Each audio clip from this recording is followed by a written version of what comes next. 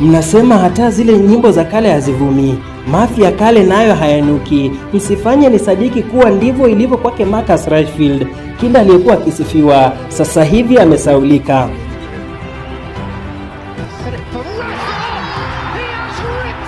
Ndiyo, na sadiki kuwa kuna misimu, kuna kipupwe. Ama huu ndo msimu daktari Marcus Rashford baridi ilianza kumpiga, kuna masika. Ndiyo, ama huu ndo msimu mvua ilianza kumnyea daktari Rashford.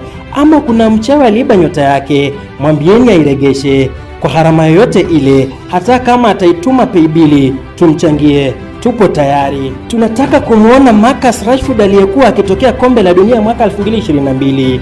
Wakati kila ungelisikia wakisema bao limefungwa, jina lake lingetajwa. Wakati ungelifungulia televisheni, ungeliona kijana amesimama wima, kidole chake akiwa amekinyoshea kichwani. Wakati kila kibao cha kuonyesha idadi ya magoli kilikuwa kimeandikwa jina lake. Twazitaka zile nyakati mashabiki wa United waliimba jina lake, wakati walianza kumlinganisha naye David Beckham, nyakati walidhani atairegesha United katika hadhi yake.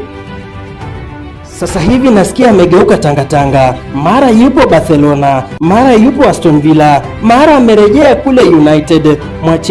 Mwacheni Marcus Rashford apumue, ni binadamu. Hata kama uzee umemwingia, si hata nyoka ubadili ngozi yake? Msimchambe, msimsimange, mpeni muda, atarejea katika ubora wake. Mpeni muda daktari Marcus Rashford. Seso kumo si hapo na tu